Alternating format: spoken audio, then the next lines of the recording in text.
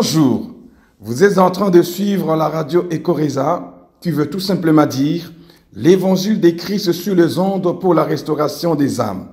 Nos émissions d'abord sont concentrées sur la personne de Jésus-Christ, son œuvre rédemptrice et son impact dans la vie de l'homme. La fois passée, dans notre enseignement doctrinal, nous avons commencé de parler de l'importance de la doctrine. Nous avons montré que la doctrine influence la conduite de celui qui croit en Jésus-Christ. Et nous avons aussi démontré que le chrétien doit se défendre. C'est ce que dit la parole de Dieu. Nous devons être prêts à nous défendre devant qui pourra nous poser la question de savoir pourquoi nous avons cru en Jésus-Christ. Nous devons défendre notre foi. Moi, je ne suis pas là pour défendre Jésus. Jésus-Christ est capable de se défendre lui-même. Il est tout-puissant. Dieu est tout-puissant. Il est capable de se défendre lui-même. Mais quant à moi, je dois défendre ma foi. C'est ce que m'autorise la Bible. Défendre ma foi, dire au monde pourquoi j'ai cru en Jésus-Christ. Et voilà, nous continuons encore aujourd'hui l'enseignement sur la doctrine biblique. Si vous avez de la famille, veuillez vous écarter, choisissez un endroit calme et suivez l'enseignement. À la fin de notre émission d'aujourd'hui et à chaque fois que nous arrivons à la fin de nos émissions, nous vous transmettrons nos coordonnées afin que vous puissiez nous contacter ou carrément aller sur YouTube, saisissez Ecoreza, vous allez voir nos coordonnées par mail ou par téléphone. Vous pouvez nous contacter afin de poser vos questions et des choses parfois que vous ne comprenez pas. Nous allons pouvoir vous aider. Ce matin, nous continuons avec l'enseignement doctrinal. Nous sommes à la 3e émission sur la doctrine. Nous parlerons aujourd'hui du caractère littéraire des Écritures. Vous savez que la Bible n'a pas été écrite d'une façon abécédaire ou ce n'est pas un dictionnaire. Dieu n'a pas écrit la Bible de façon à ce que chaque sujet soit traité comme un livre abécédaire, comme un dictionnaire, mais comme une encyclopédie. Dieu a écrit la Bible en dispatchant les sujets ça et là. C'est pourquoi ces caractères littéraires de la Bible donnent des difficultés à certaines personnes de pouvoir comprendre le message que Dieu nous donne. Nous avons un sérieux problème parce que l'homme ne veut pas comprendre que c'est Dieu qui a donné sa parole et c'est Dieu qui l'a inspirée, qui l'a écrite de cette façon-là.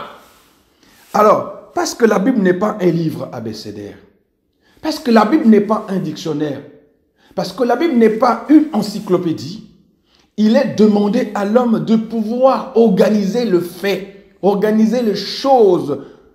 Vous savez, quand Dieu a mis Adam dans les jardins d'Éden, il lui a donné l'ordre d'organiser, de s'occuper de la terre, de travailler, d'arranger certaines choses qui sont des responsabilités léguées à l'homme.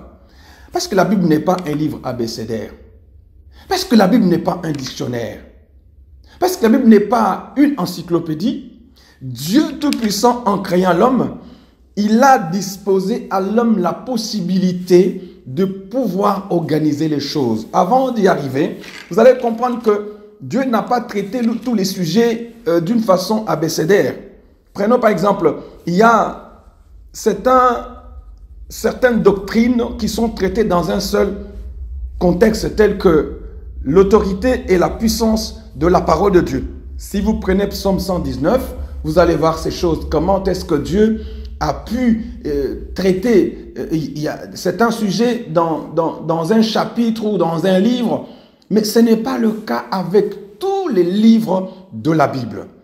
Donc, maintenant, l'homme a la responsabilité, l'homme a la possibilité, par la puissance du Saint-Esprit et par cet instinct d'ordre. Vous savez, l'instinct d'ordre a été donné à l'homme, qu'il soit en Christ ou pas. L'homme a cette capacité d'organiser le fait intellectuel, les choses telles que nous le voyons aujourd'hui afin que les choses soient bien apprises pour ceux qui lisent et qu'ils puissent comprendre. C'est pourquoi Dieu, en créant l'homme, il lui a donné ce que nous appelons l'instinct de l'intellect pour l'organisation. C'est à nous d'organiser les faits bibliques d'une façon abécédaire ou d'une façon encyclopédique ou d'une façon dictionnaire. Nous avons cette capacité d'organiser les choses telles que dans la Bible, les sujets sont dispatchés ça et là. C'est à nous de le faire. Nous avons cette capacité. C'est ainsi au cours des siècles. Beaucoup d'hommes de Dieu, beaucoup se sont donné la possibilité et les études qu'ils ont faites afin de pouvoir organiser certains sujets. C'est ainsi que nous avons en théologie beaucoup de professeurs qui nous ont aidés à écrire ou à traiter les sujets bibliques, bien que ces sujets sont dispatchés dans beaucoup de livres. Et les théologiens ou les enfants de Dieu se sont donné la peine de pouvoir travailler, d'organiser les connaissances d'une façon encyclopédique ou comme d'une façon d'un dictionnaire. C'est ainsi que nous donnons beaucoup de valeur et nous disons à ces serviteurs, à ces servantes, coup de chapeau, courage de nous avoir aidés afin que nos connaissances que nous avons accumulées dans le désordre. Je tiens à vous dire ceci.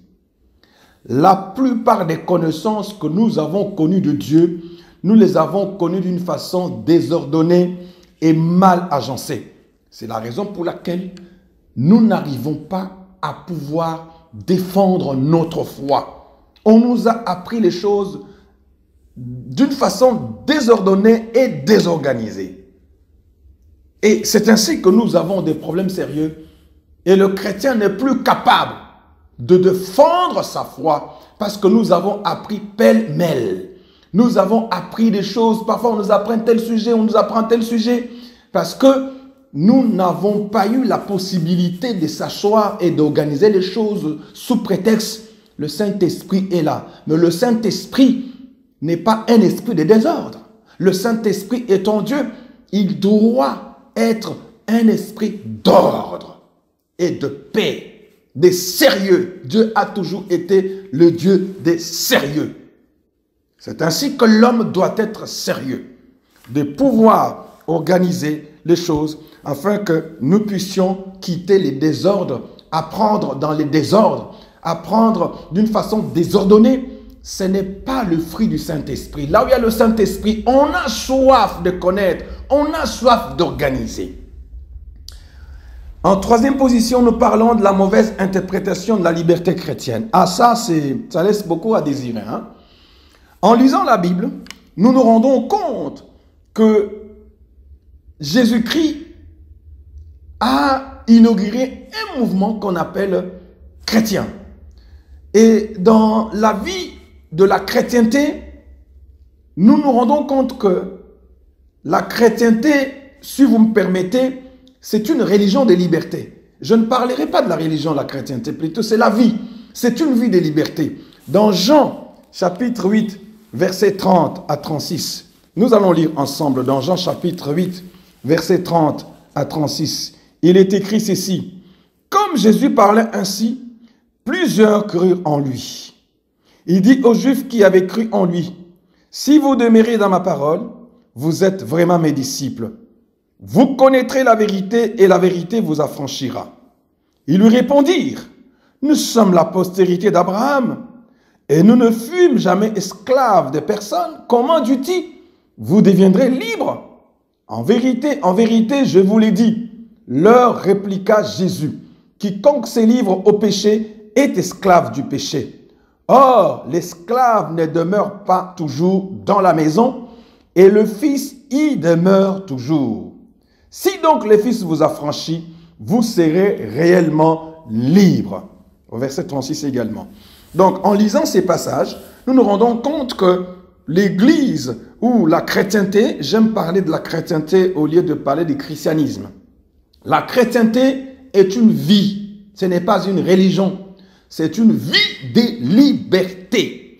Et la plupart de chrétiens ont toujours mal interprété ces courants de liberté dont Jésus a parlé. Oui, nous sommes libres, mais sans pouvoir autant piétiner sur la liberté des autres. Oui, nous sommes libres en Jésus-Christ. Oui, libres du péché. Nous sommes libérés du péché. Nous sommes libérés du mal, mais non pas pour encore mettre les autres sous le joug du péché, ou peut-être commencer à marcher sur la liberté des autres.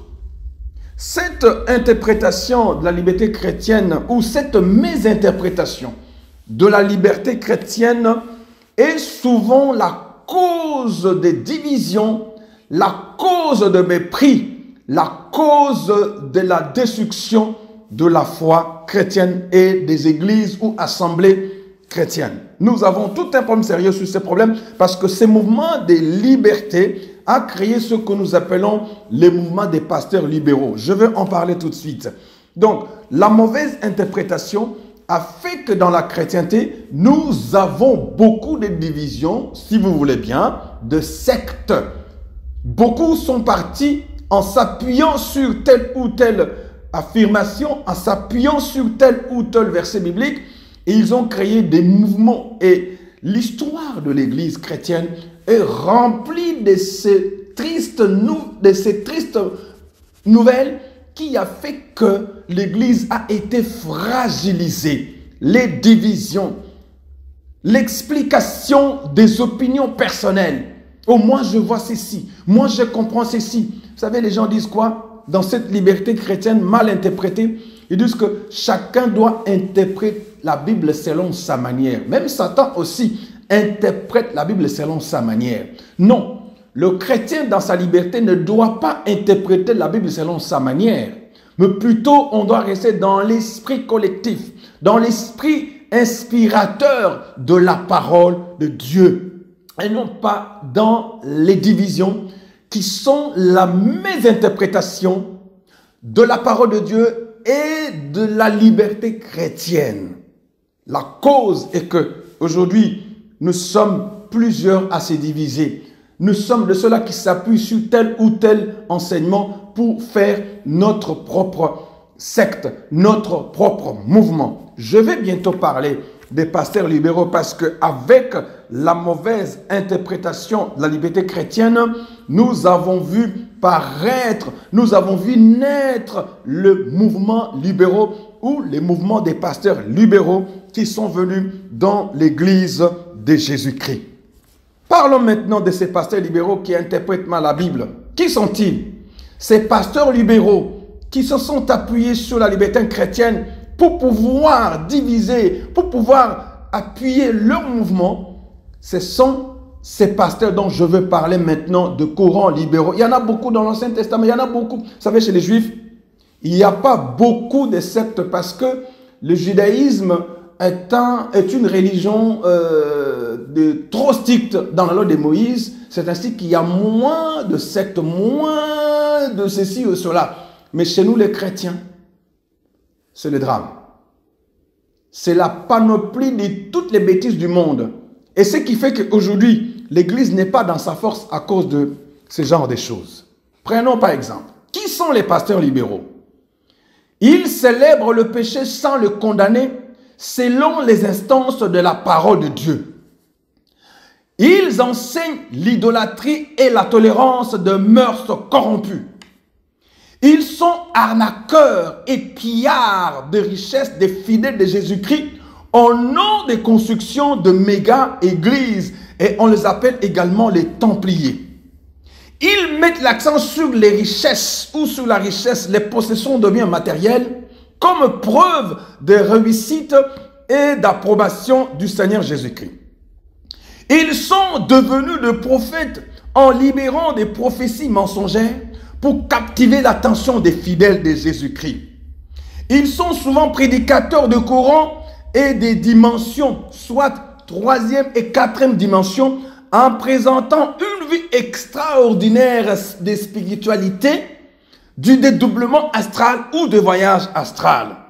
Ils se moquent de la sainteté des fidèles. Ils disent aux gens à quoi bon être saint, à quoi bon se sanctifier et rester pauvre. Ils se moquent en ricanant de la sainteté. Ils sont membres de loges et parlent souvent des ordres tels que l'ordre de Salomon, l'ordre de Melchisédek, l'ordre de David, ainsi de suite. Ils s'enrichissent au détriment de leurs ouailles. Ils signent des contrats pour devenir grands selon ce monde, mais avec ordre strict de tronquer la vérité au moyen de messages subliminaux en enseignant des choses pernicieuses. Ils enseignent les idées de la gnose. Vous avez déjà entendu parler de la gnose et la sexualité sacrée. C'est pourquoi ils sont souvent pratiquants d'une immoralité charnelle. Ils sont souvent dans la politique et sont amis avec les politiciens et le monde religieux. Ils portent des vêtements qui ne sont plus sacerdotaux actuellement pour enfin donner l'impression, afin de captiver les fidèles pour une sensation charnelle et non celle du Saint-Esprit. Ils définissent Dieu au féminin avec des mots masqués et ils sont champions en philosophie humaine. Oh bien-aimés, les mouvements libéraux, les pasteurs libéraux, ils sont dans notre vie. Ils sont maintenant dans l'église. Ils pullulent. Ils sont en train de manipuler les enfants de Dieu. Chrétiens, là où vous êtes, en écoutant ce message, faites très attention. Je vous l'ai dit et je vous le répéterai à chaque fois tant que Dieu me prêtera la vie. Nous allons parler du quatrième point. La base d'un service chrétien efficace. Lorsque nous connaissons la doctrine, lorsque nous apprenons sur la doctrine biblique ou chrétienne, cela nous permet de servir Dieu efficacement. Cela nous permet de servir Dieu efficacement parce que Dieu veut que ses enfants le connaissent. Dites-moi, comment voulez-vous servir celui que vous ne connaissez pas? Comment voulez-vous servir Dieu au moment même où vous n'avez aucune connaissance de ce Dieu-là? Vous faites passer votre temps pour rien. Apprenez à connaître Dieu. C'est lui qui connaît Dieu, il peut bien le servir. Lorsque nous connaissons Dieu, nous pouvons bien le servir parce qu'on ne peut pas servir celui qu'on ne connaît pas. Apprenez à connaître Dieu. Laissez-vous enseigner et vous connaîtrez Dieu et vous le servirez efficacement. Pour être un bon serviteur, pour être une bonne servante, je vous conseille d'apprendre la parole et de connaître Dieu. Si vous prenez Actes chapitre 2, verset 42, c'est là où on nous montre que les apôtres persévéraient dans l'enseignement des apôtres. Ils étaient tous assis ensemble. Acte 2, 42. Ils persévéraient dans l'enseignement des apôtres, dans la communion fraternelle, dans la fraction du pain et dans le prière. Voilà la clé de la réussite. Souvent, on parle de ces sujets, les 4 piliers d'une église qui progresse dans la foi. Et l'apôtre Paul nous montre encore s'il faut aller plus loin. Si nous prenons la Bible toujours dans 2 Timothée chapitre 2 verset 2. 2 Timothée chapitre 2 verset 2. Il est écrit ceci. Et ce que tu as entendu de moi en présence de beaucoup des témoins, confie-le à des hommes fidèles qui soient capables de l'enseigner aux autres. Et si nous allons encore dans 2 Timothée chapitre 2 verset 15, l'apôtre Paul déclare: efforce-toi de te présenter devant Dieu comme un homme éprouvé, un ouvrier qui n'a point à rougir, mais qui dispense droitement la parole de vérité. Nous trouvons ici que Dieu nous montre clairement que nous devons le connaître. Nous devons apprendre à le connaître. Prenons encore 2 Timothée chapitre 3, le verset 10. 2 Timothée chapitre 3, verset 10. Il est écrit ceci: pour toi, tu as suivi de près mon enseignement, ma conduite, mes résolutions, ma foi, ma douceur, ma charité, ma constance. Ah, ça c'est très important. L'apôtre Paul rappelle encore, si nous partons dans 2 Timothée chapitre 4, verset 2, il dit ceci: prêche la parole, insiste en toute occasion, favorable ou non, reprend, censure, exhorte avec toute douceur en instruisant. Les chrétiens doivent être instruits. Et si nous partons au verset 3 et 5, il dit, « Car il viendra des temps où les hommes ne supporteront pas la sainte doctrine, alléluia, mais ayant la démangeaison d'entendre des choses agréables, ils se donneront une foule de docteurs selon leurs propres désirs, détourneront l'oreille de la vérité et se tourneront vers le fable. Mais toi, sois sobre en toutes choses, supporte les souffrances, fais l'œuvre d'un évangéliste, remplis bien ton ministère. » Bien-aimés, tout ceci, Dieu est en train de nous montrer que lorsque nous ne connaissons pas Dieu, nous ne pouvons pas le servir. Pour servir Dieu, nous devons vraiment apprendre à le connaître. C'est ainsi qu'il est demandé à celui qui écoute ces émissions, il est demandé à celles qui écoutent ces émissions de faire très attention. Dieu est en train de vous parler. Dieu est en train de vous rappeler que vous devez le servir. Mais pour le servir, il faut le connaître. Il faut se laisser enseigner. Il faut que vous ayez la soif et la faim d'apprendre la parole de Dieu, de la connaître. Lorsque nous connaissons fidèlement Dieu, lorsque nous sommes enseignés par sa parole, je parle de la parole véritable de la Bible, nous pouvons bien servir Dieu efficacement dans la sainteté, dans la crainte de Dieu, en obéissant fidèlement, en enseignant aux autres, en craignant le Seigneur, en sortant des mouvements libéraux tels que je viens de les détailler tout à l'heure. Les mouvements libéraux, c'est la gangrène aujourd'hui de l'Église. Et vous savez, ce n'est pas la science ou les progrès scientifiques qui vont détruire ou qui chercheront à détruire la chrétienté. L'ennemi qui combat la chrétienté, ce sont les mouvements. Parce que le monde est conduit par des choses, la parole et les actes. Ce sont toutes ces religions orientales qui pullulent notre monde, dont j'aurai le temps d'en parler un peu plus loin. C'est les paroles, la politique que les hommes sont en train de pouvoir appliquer. Les paroles, les décisions politiques, les décisions parlementaires. Ce sont les paroles et les actes de ceux qui nous gouvernent qui peuvent nous porter ou qui peuvent nous plonger dans un danger. Mais Dieu est au contrôle. Le Saint-Esprit est encore là. Nous avons l'épée, la parole sur notre bouche pour combattre ces choses, pour les détruire et le briser au nom puissant de Jésus-Christ. Bien-aimés, nous sommes à la fin de notre émission d'aujourd'hui sur la troisième émission sur la doctrine biblique. Si vous voulez me contacter, Dr Joël, 06 72 07 57 10, et nous serons disposés à pouvoir vous écouter et répondre à vos questions. Ou allez-y sur Ecoreza, sur YouTube, saisissez Ecoreza, et vous pouvez aussi voir toutes les coordonnées qui vous serviront à nous contacter. Soyez bénis au nom puissant de Jésus-Christ. Amen. Nos émissions d'abord sont concentrées sur la personne de Jésus-Christ, son œuvre rédemptrice et son impact dans la vie de l'homme.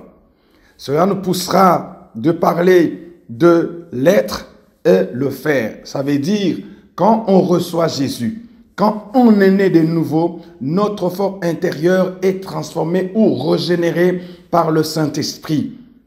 Par-delà, les œuvres ou les actions de cet homme qui a reçu Jésus-Christ est impacté. Il doit y avoir des œuvres, il doit y avoir des actions dignes de la vie de Jésus-Christ afin de faire transparaître le caractère et l'image de Jésus-Christ dans ce monde. En deuxième position, nous parlerons de nos enseignements qui sont divisés en plusieurs séries. Série 1, nous parlerons de l'édification.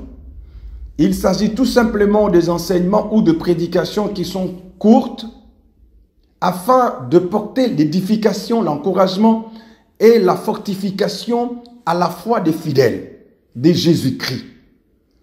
Deuxième série, nous parlerons des enseignements doctrinaux. Il s'agit tout simplement des enseignements qui parle de la personne de Dieu le Père, de Jésus-Christ et du Saint-Esprit de la Genèse à l'Apocalypse. Série 3, nous parlerons de la formation théologique en ligne. Il s'agit tout simplement de la formation dispensée aux enfants de Dieu qui veulent avancer, qui veulent aller plus loin, qui veulent approfondir leur connaissance de la parole de Dieu afin qu'ils soient capables d'enseigner aux autres, de former les autres, parce que cela est la recommandation du Seigneur Jésus-Christ qui a dit « Allez dans le monde entier, prêchez la bonne nouvelle ».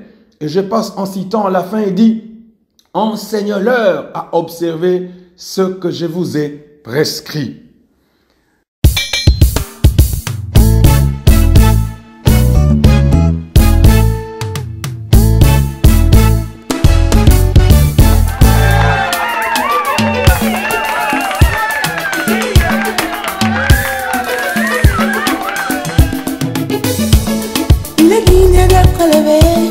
Il est digne d'être acclamé, il est digne d'être adoré. Jésus, le roi des rois, il est digne d'être